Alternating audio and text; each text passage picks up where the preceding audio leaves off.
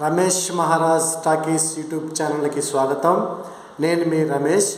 ఈ వీడియోలో మనం ఏం చేద్దామంటే డిఎస్సి 2024 స్కూల్ అసిస్టెంట్కి సంబంధించి సోషల్ స్టడీస్ సిలబస్ని మనం డిస్కస్ చేద్దాం.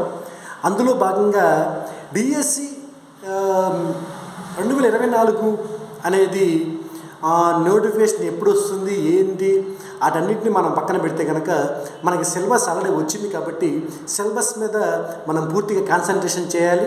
At the same time syllabus అనేది వాళ్ళు ఏమి ఇచ్చారో దాన్ని మాత్రమే మనం కాన్సన్ట్రేషన్ చేయాలి. ఎందుకంటే అర్జున్ రెడ్డి సినిమాలో చెప్పినట్టు ఏదైనా సబ్జెక్ట్ మీద చివరిదాకా వెళ్తే ఏమైందంటే జీరోనే మిగులుతుంది. కాబట్టి సోషల్ స్టడీస్ అనేది ఇది ఒక మహాసముద్రం లాంటి సబ్జెక్టు. కాకపోతే ఏంటంటే దాన్ని మరీ డెప్త్లోకి వెళ్ళకుండా ఇంతకుముందు చెప్పినట్టు మరీ డెప్త్కి వెళ్తే ఏమైందంటే ఆ సబ్జెక్ట్ మీద జీరోనే మిగులుతుంది. వాడు ఏమి ఇచ్చాడు, మనం ఏం చదువుకోవాలి, తర్వాత ఆ సిలబస్ ఎలా డిస్కస్ అంటే దేని మీద కాన్సన్ట్రేషన్ చేయాలా, అలాంటి వాటి మీద మాత్రమే మనం ఈ వీడియోలో డిస్కస్ చేద్దాం. ముఖ్యంగా డిఎస్సి స్కూల్ అసిస్టెంట్ 2024 సంబంధించిన సిలబస్ ఏంటంటే మొత్తం 80 మార్కులకు సంబంధించి మనం పూర్తిగా ఈ వీడియోలో ఏమేమి ఇచ్చారు, ఎలా చదువుకోవాలి ఏంటి మొత్తం డిస్కస్ చేద్దాం. స్కిప్ చేయకుండా వీడియోని చూడండి. దాంతోపాటుగా ఛానల్ని లైక్ చేయండి, షేర్ చేయండి, కామెంట్ చేయండి. ముఖ్యంగా ఇంకా వెళ్తే నేను సిలబస్లోకి వెళ్తే ఏమి ఇచ్చాడంటే కనుక GK and current affairs. GK అంటే ఏంటంటే జనరల్ నాలెడ్జ్లో ఏముంటుంది, తర్వాత కరెంట్ అఫైర్స్లో ఏముంటుంది, దాన్ని పూర్తిగా మనం డిస్కస్ చేస్తే కనుక జనరల్ నాలెడ్జ్ కరెంట్ అఫైర్స్ సంబంధించి మనకి 10 మార్కులకి ఇవ్వడం జరిగింది ఇక్కడ డిఎస్సిలో. అయితే జనరల్ నాలెడ్జ్ అంటే ఏంటి, కరెంట్ అఫైర్స్ ఏంటి ఎందుకు కనుక మనం డిస్కస్ చేద్దాం. జనరల్ నాలెడ్జ్ అంటే ఏంటంటే కనుక జనరల్ స్టడీస్ అంటే అందులో జనరల్ సైన్స్ ఉంటుంది, తర్వాత సైన్స్ అండ్ టెక్నాలజీ ఉంటుంది, తర్వాత దాన్ని ఏమంటారు పాలిటిక్స్, ఎకనామిక్స్, హిస్టరీ, జాగ్రఫీ, తర్వాత నేషనల్, ఇంటర్నేషనల్, ఆ తర్వాత లోకల్ అంటే ప్రాంతీయంగా సంబంధించిన రాష్ట్రానికి సంబంధించిన ఆయా అంశాల మీద పూర్తిగా మనం దాన్ని ఏమంటారంటే కాన్సన్ట్రేషన్ చేయాలి. దాంతోపాటు కరెంట్ అఫైర్స్ అంటే నోటిఫికేషన్కి 6 months బిఫోర్ ఉన్న కరెంట్ ఈవెంట్స్ మీద మనం కాన్సన్ట్రేషన్ చేసినట్లయితే కరెంట్ అఫైర్స్ని పూర్తిగా మనం ఏం చేయొచ్చు అంటే ఏమంటారు దాన్ని పూర్తిగా దాన్ని ఏమని చెప్పాలి మీకు, పూర్తిగా మనం ప్రిపరేషన్ అయినట్టే చెప్పొచ్చు. ఏది నోటిఫికేషన్ ఇచ్చిన తర్వాత 6 నెలల ముందు, 6 నెలల తర్వాత కాదు, 6 నెలల ముందు ఏవైతే ఉన్నాయో ఈవెంట్స్ వాటిన్నిటి మీద మనం కరెంట్ అఫైర్స్గా డిస్కస్ చేసుకోవచ్చు. ఆ తర్వాత వాటి మీద మనం కాన్సన్ట్రేషన్ చేయాలి. నెక్స్ట్ సెకండ్ పాయింట్కి వచ్చేప్పటికి ఏంటంటే కనుక పర్స్పెక్టివ్స్ ఇన్ ఎడ్యుకేషన్ మనకి ఎన్ని మార్కులు ఇచ్చాడంటే 5 మార్కులకి ఇచ్చాడు. పర్స్పెక్టివ్స్ ఇన్ ఎడ్యుకేషన్ అంటే ఏంటంటే కనుక చెప్పాలంటే విద్యా దృక్పథాలు అనేవి ఎలాగుంటాయి ఏంటో మనం డిస్కస్ చేస్తే కనుక ఈ విద్యా దృక్పథాలు అనేవి మనకి పర్స్పెక్టివ్స్ ఇన్ ఎడ్యుకేషన్లో మనకి ఏం చేశాడంటే 5 మార్కులకి ఇచ్చాడు. అందులో భాగంగా మనకి 6 యూనిట్స్గా దీన్ని డివైడ్ చేశాడు. ఈ 6 యూనిట్స్ మనం పరిశీలించినట్లయితే హిస్టరీ ఆఫ్ ఎడ్యుకేషన్ ఫస్ట్ యూనిట్లో ఏముందంటే హిస్టరీ ఆఫ్ ఎడ్యుకేషన్ అనేది మనకి ఉందమ్మా. దానికి సంబంధించి ఏం చేయాలంటే కనుక the education of ancient India, pre Vedic and post Vedic period, medieval period education అంటే ఏం చెప్పాలంటే పురాతన భారతదేశానికి సంబంధించిన విద్యా విధానం ఏ విధంగా ఉందో చెప్పాలి. వేదకాలంలో విద్య ఎలా ఉంది, తర్వాత బౌద్ధ కాలంలో విద్య ఎలా ఉంది, జైన మతం కాలంలో అంటే జైనుల కాలంలో విద్య ఎలా ఉంది, ఆ తర్వాత మధ్యయుగంలో విద్య ఎలా ఉందో మనం చదువుకోవాలి. దాంతోపాటుగా నెక్స్ట్ పాయింట్కి వచ్చే కనుక ఎడ్యుకేషన్ ఇన్ ప్రీ ఇండిపెండెంట్ ఎరా. దాంట్లో భాగంగా మనకి స్వాతంత్రానికి రాకముందు బ్రిటిష్ వాళ్ళు వచ్చిన పరిపాలించే కాలంలో ఏమి ఉన్నాయి, Woods dispatch, Hunter commission, Hartog committee, sergeant committee లాంటి వాటి మీద ఎక్కువగా మనం కాన్సన్ట్రేషన్ చేయాలమ్మా. దాంతోపాటుగా నెక్స్ట్ పాయింట్కి వస్తే కనుక ఎడ్యుకేషన్ ఇన్ పోస్ట్ ఇండిపెండెంట్ ఏరాకి వస్తే కనుక అంటే స్వాతంత్రం వచ్చిన తర్వాత విద్య ఏ విధంగా ఉంది. అందులో భాగంగా మొదలియర్ కమిషను 1950-53, కొఠారి కమిషను 1964-66, తర్వాత ఈశ్వరీభాయ్ కమిటీ 1977, ఆ తర్వాత ఎన్పి 1986, ఆ తర్వాత POA 1992 అంటే ప్లాన్ ఆఫ్ యాక్షన్ అంటాం. ఇది ఫస్ట్ యూనిట్ సంబంధించిన టాపిక్స్ అమ్మ. వాటిని మనం పూర్తిగా చదవాలి. ఆ తర్వాత రెండో యూనిట్కి వచ్చేప్పటికి టీచర్ ఎంపవర్మెంట్. టీచర్ ఎంపవర్మెంట్ అంటే ఏంటో డిస్కస్ చేయాలంటే కనుక నీడు ఇంటర్వెన్షన్స్ ఆఫ్ ఎంపవర్మెంట్ అంటే ఉపాధ్యాయ సాధికారత మనకు ఎందుకు అవసరము, దాని ఇంటర్వెన్షన్స్ ఏమంటే మనం చదువుకోవాలి. ఆ తర్వాత professional code of conduct for teachers and teacher motivation అంటే ఏం చెప్పాలంటే ఈ ప్రొఫెషనల్ వృత్తిపరంగా ఎలాంటి కాంటాక్ట్ వాళ్ళకి ఉండాలి, కండక్ట్ ఎలా ఉండాలి, ఆ తర్వాత టీచర్ మోటివేషన్ ఎలా ఉండాలి, వాటి గురించి మనం చదువుకోవాలమ్మా. Professional development of teachers and teachers organizations అంటే వృత్తిపరంగా టీచర్స్ డెవలప్మెంట్ అవ్వాలంటే ఏం చేయాలి, తర్వాత టీచర్స్ ఆర్గనైజేషన్స్ ఏమైనా ఉన్నాయో వాటి మీద కూడా మనం పూర్తిగా కాన్సన్ట్రేషన్ చేయాలమ్మా. ఆ తర్వాత national state level organisations for teacher education అంటే జాతీయ రాష్ట్రీయ స్థాయిలో ఉన్న ఉపాధ్యాయ విద్యకు సంబంధించిన వాటిని ఆర్గనైజేషన్స్ మనం కాన్సన్ట్రేషన్ చేయాలి. ఆ తర్వాత maintenance of records and registers in schools అమ్మ. సో రికార్డ్స్ ఎలా మెయింటైన్ చేయాలి, రిజిస్టర్స్ ఎలా మెయింటైన్ చేయాలి స్కూల్స్లో, వాటి గురించి కూడా మనం ఎక్కువగా కాన్సన్ట్రేషన్ చేయాలి. ఇది రెండో యూనిట్కి సంబంధించిన టాపిక్స్ అమ్మ. థర్డ్ యూనిట్కి వచ్చేపాటికి ఏముందంటే కనుక ఎడ్యుకేషనల్ కన్సర్న్స్ ఇన్ కాంటెంపరీ ఇండియాకి వచ్చేపాటికి డెమోక్రసీ అండ్ ఎడ్యుకేషన్ ఆ టాపిక్. ఆ తర్వాత equity quality in education, equality of education, educational opportunities అంటే ప్రజాస్వామ్యం మరియు విద్యకి సంబంధించి విద్య ఎలా ఉండాలో మనం పూర్తిగా చదవాలి.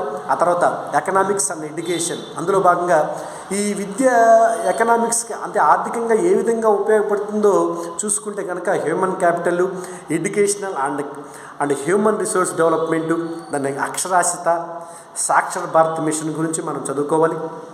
ఆ తర్వాత పాపులేషన్ ఎడ్యుకేషన్కి వెళ్ళాలి. పాపులేషన్ కంటే తెలుసు మీకు జెండర్ ఈక్వాలిటీ వస్తుంది, ఈక్విటీ వస్తుంది, అండ్ ఎంపవర్మెంట్ ఆఫ్ ఉమెన్ అంటే మహిళల సాధికారత వస్తుంది, urbanisation of and migration, life skills పూర్తిగా మనం ఏం చేయాలంటే చదువుకోవాలి, అంటే కాన్సన్ట్రేషన్ చేసి చదవాలి. ఆ తర్వాత adolescence education, next value education. Next టాపిక్కి వెళ్తే దానిలో వాల్యూ ఎడ్యుకేషన్లో moral values and professional ethics in ఎడ్యుకేషన్లో ఏముంటాయో మనం డిస్కస్ చేసి చదువుకోవాలి.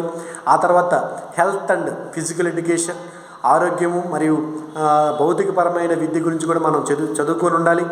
ఆ తర్వాత inclusive education, class room management, inclusive education ఎలా ఉందో చదువుకోండి. సమ్మిళిత విద్య ఎలా ఉందో మనం డిస్కస్ చేసుకోవాలి. రోల్ ఆఫ్ ఎడ్యుకేషన్ గురించి చెప్తే లిబరలైజేషన్ ఎలా ఉంటుంది, ప్రైవేటైజేషన్ ఎలా ఉంటుంది, తర్వాత గ్లోబలైజేషన్ ఎలా ఉంటుంది. ఎడ్యుకేషన్ ఉంటే కనుక లిబరలైజేషన్ కానీ, ప్రైవేటైజేషన్ కానీ, ఆ తర్వాత లిబరలైజేషన్ కానీ ఇవి ఎలా ఉంటాయో మనం పూర్తిగా చదువుకోవాలి. ఆ తర్వాత ప్రోగ్రామ్స్ అండ్ ప్రాజెక్ట్స్కి వస్తే కనుక ఇది మోస్ట్ ఇంపార్టెంట్ అమ్మా. దాని గురించి కూడా బాగా కాన్సన్ట్రేషన్ చేసి చదవాలి. ఉదాహరణ ఎపెప్, డిపెప్, ఆ తర్వాత ఎస్ఎస్ఏ, ఆ తర్వాత ఎన్పిఈజిఈఎల్, ఆ తర్వాత ఆర్ఎంఎస్ఏ, ఆ తర్వాత ఆర్ఏఏ అంటే రా అంటాం దాన్ని. ఆ తర్వాత కేజీబీవీస్, మోడల్ స్కూల్స్, వాటి గురించి మనం పూర్తిగా డిస్కస్ చేయాలి. ఆ తర్వాత free books, mid day meals, scholarships అంటే విద్యాపరంగా ఇచ్చే అవార్డ్స్, హాస్టల్స్, ట్రాన్స్పోర్ట్, ఆ తర్వాత కరెంట్ ట్రెండ్స్ ఇన్ ఎడ్యుకేషన్ గురించి కూడా మనం పూర్తిగా డిస్కస్ చేయాలి ఎక్కడ ఈ థర్డ్ యూనిట్లు. ఆ తర్వాత ఫోర్త్ యూనిట్కి వచ్చేప్పటికీ ఏముందంటే కనుక యాక్ట్స్ అండ్ రైట్స్ అన్నాం. యాక్ట్స్ అండ్ రైట్స్ అంటే ఏం చెప్పాలంటే కనుక చట్టాలు, తర్వాత హక్కులు అని. ఏ చట్టాలు ఏ హక్కులు అంటే కనుక right of children to free and compulsory education act 2009, దాని గురించి మనం పూర్తిగా చదువుకోవాలి. అన్ని ఈ మైన్యూట్ పాయింట్ కూడా మనం డిస్కస్ చేసి పూర్తిగా మన మైండ్లో పెట్టుకోవాలి. ఆ తర్వాత రైట్ టు ఇన్ఫర్మేషన్ యాక్ట్ 2005, దాని గురించి డిస్కస్ చేయాలి. చైల్డ్ రైట్స్, హ్యూమన్ రైట్స్ గురించి కూడా మనం పూర్తిగా కాన్సన్ట్రేషన్ చేయాలి. ఆ తర్వాత ఫిఫ్త్ యూనిట్కి వచ్చేప్పటికి ఏముందంటే కనుకమ్మ నేషనల్ కరికులం ఫ్రేమ్వర్క్ 2005, దాని గురించి పూర్తిగా పర్స్పెక్టివ్స్ ఏంటి, దాని గైడింగ్ ప్రిన్సిపల్స్ ఏంటి, ఆ తర్వాత లెర్నింగ్ అండ్ నాలెడ్జ్ ఏంటి, ఆ తర్వాత టీచింగ్ లెర్నింగ్ ప్రాసెస్ ఎలా ఉంటుంది, అసెస్మెంట్స్ అండ్ సిస్టమేటిక్ రిఫార్మ్స్ గురించి కూడా ఈ 5 యూనిట్లో ఉంది. దాన్ని పూర్తిగా మీరు డిస్కస్ చేసి చదువుకోవాలి. ఆ తర్వాత నేషనల్ అంటే లాస్ట్ యూనిట్కి వచ్చేపాటికి దేంట్లో పర్స్పెక్టివ్ ఇన్ ఎడ్యుకేషన్లో లాస్ట్ యూనిట్ వచ్చేపాటికి నేషనల్ ఎడ్యుకేషన్ పాలసీ, అదొక టాపిక్ 2020. దాన్ని పూర్తిగా మనం చదువుకోవాలి. చదివిన తర్వాత మనం చదువుకొని ఎక్కడెక్కడ అంటే విశ్లేషణాత్మకంగా చదువుకోవాలి. మనకి సబ్జెక్ట్తో పాటుగా కరెంట్ ఈవెంట్స్కి సంబంధించి దాన్ని పూర్తిగా అప్లై చేసే విధంగా మనం చదువుకోవాలి. ఇది రెండవది సంబంధించి. ఆ తర్వాత మూడో పాయింట్కి వచ్చేప్పటికి అంటే థర్డ్ పార్ట్కి వచ్చేప్పటికి ఏముందంటే class room implications of educational psychology. ఇది 5 మార్కులకు ఉంటుంది. అందులో మనకి 3 యూనిట్స్ ఉంటాయి. ఇది స్కూల్ అసిస్టెంట్ సంబంధించి సోషల్ స్టడీస్, అంటే ఎవరికైనా సోషల్ స్టడీస్ కానీ ఎవరైనా సబ్జెక్ట్స్ ఎవరైనా కానీ మనకి ఈ 3 యూనిట్స్ ఉంటాయి. అందులో భాగంగా ఫస్ట్ యూనిట్ ఏం చెప్పామంటే ఇండివిజువల్ డిఫరెన్సెస్ అన్నాం. ఇండివిజువల్ డిఫరెన్సెస్ అంటే ఏం చెప్పాలో వైయక్తిక భేదాలు అంటాం. ఈ వైయక్తిక భేదాల్లో inter and intra individual differences చదవాలి. అందులో meaning, nature, theories of intelligence with special emphasis of multiple intelligence, IQ చూసుకోవాలి. ఆ తర్వాత అసెస్మెంట్ ఆఫ్ ఇంటెలిజెన్సు, ఆ తర్వాత ఈక్వీ చూసుకోవాలి. అండ్ తర్వాత creativity, aptitude, interest, habit and influence on intelligence. వీటిని మనం క్లాస్ రూమ్కి ఎలా ఇంప్లిమెంటేషన్ చేయొచ్చో మనం డిస్కస్ చేసి చదువుకోవాలి. ఏది ఈ ఫస్ట్ యూనిట్కి సంబంధించి ఇండివిజువల్ డిఫరెన్సెస్లో అంటే వైవిధ్య భేదాలు. 2 యూనిట్ వచ్చేపాటికి లెర్నింగ్ అంటే అభ్యాసనం అంటే ఎవరికి కావాలి, ఎందుకు కావాలి, ఎక్కడెక్కడ జరుగుతుంది, అలాంటివన్నీ మనం డిస్కస్ చేసుకోవాలి. అందులో భాగంగా theories and approaches of learning curves ఉంటాయి, ఫ్యాక్టర్స్ ఉంటాయి, ఫేజెస్ ఉంటాయి. వాటి గురించి మనం పూర్తిగా చదువుకోవాలి. Dimensions of learning, types of learning, ఆ తర్వాత transfer of learning, memory, forgetting. Memory అంటే తెలుసా మీకు, గుర్తుంచుకోవటం. ఫర్గెటింగ్ అంటే మర్చిపోవటం. అలాంటి వాటి మీద కూడా ఎక్కువ డిస్కస్ చేయాలి. ఆ తర్వాత ఈ లెర్నింగ్లో లాస్ట్ టాపిక్ వచ్చేపాటికి ఏముందంటే కనుక లెర్నింగ్ అండ్ అసెస్మెంట్, దాని క్లాస్ రూమ్ ఇంప్లికేషన్స్ ఏం చేస్తావో మనం డిస్కస్ చేసి చదువుకోవాలి. ఆ తర్వాత లాస్ట్ ఏంటంటే థర్డ్ యూనిట్ పర్సనాలిటీ పర్సనాలిటీలో అంటే ఏం చెప్పాలంటే మూర్తిమత్వం ఎలా ఉంటుంది సైకాలజీలో, దాని నేచర్ ఏంటి, దాని స్వభావం ఏంటి, దాని లక్షణాలు ఏంటి, దాని థీరీస్ ఏమైనా ఉన్నాయా, ఏది పర్సనాలిటీ సంబంధించిన థీరీస్ ఏమైనా ఉన్నాయా, మరి ఫ్యాక్టర్స్ ఏమైనా ఉన్నాయా పర్సనాలిటీస్లో. ఆ తర్వాత అసెస్మెంట్ ఎలా చేస్తాం పర్సనాలిటీని, అందులో భాగంగా మెంటల్ హెల్త్, మానసిక ఆరోగ్యం, అడ్జస్ట్మెంట్, సర్దుబాటు, ఆ తర్వాత స్ట్రెస్, ఒత్తిడి ఎలా ఉంటుంది, దాని నేచర్ ఏంటి, దాని సిమ్టమ్స్ ఏంటి, దాన్ని ఎలా మేనేజ్ చేస్తాం. నెక్స్ట్ పార్ట్కి వచ్చేపాటికమ్మా ఎమోషనల్ ఇంటెలిజెన్స్ అంటే ఎలా ఉంటుందంటే భావోద్వేగపరమైన ఉద్వేగాలు ఎలా ఉంటాయి, దాని ప్రజ్ఞ ఎలా ఉంటుందో మనం డిస్కస్ చేసుకుంటాం. మేనేజ్మెంట్ ఆఫ్ ఎమోషన్స్ ఎలా చేస్తావో దాని క్లాస్ రూమ్ ఇంప్లికేషన్స్ మనం డిస్కస్ చేయొచ్చు. ఈ 3 విషయాలు అంటే part 1 GK and current affairs 10 మార్కులు, ఆ తర్వాత పర్స్పెక్టివ్స్ ఇన్ ఎడ్యుకేషన్ 5 మార్కులు, ఆ తర్వాత ఎడ్యుకేషన్ సైకాలజీ 5 మార్కులు, మొత్తం 20 మార్క్స్కి ఉంటాయి. ఆ తర్వాత మిగతా 60 ఏంటంటే కనుక మనం కంటెంట్ అండ్ మెథడాలజీలోకి వెళ్ళచ్చు. కంటెంట్ అంటే మనకి 6th to ఇంటర్మీడియట్ అనుకోవచ్చు. 6th to ఇంటర్మీడియట్ చదవాలి మనం ఎవరంటే మన ఎస్ఏలు, స్కూల్ అసిస్టెంట్స్ పూర్తిగా డిస్కస్ చేసి చదువుకోవాలి అంటే సబ్జెక్ట్స్కి సంబంధించి. అయితే ఇంకా ఈ స్కూల్ అసిస్టెంట్కు సంబంధించి ఆ మెథడాలజీ అంటే ఏముందో కనుక మనం నెక్స్ట్ వీడియోలో డిస్కస్ చేస్తా. ఆ వీడియో కూడా పోస్ట్ చేస్తాను. ఈ వీడియో మీకు నచ్చినట్లయితే పూర్తిగా లైక్ చేయండి, షేర్ చేయండి. దాంతోపాటుగా ఎవరైతే కనుక దీనికి సంబంధించిన డౌట్స్ ఉంటాయో కామెంట్ రూపంలో చేయండి. నేను పూర్తిగా మళ్ళీ వీడియో చేస్తాను. Thank you.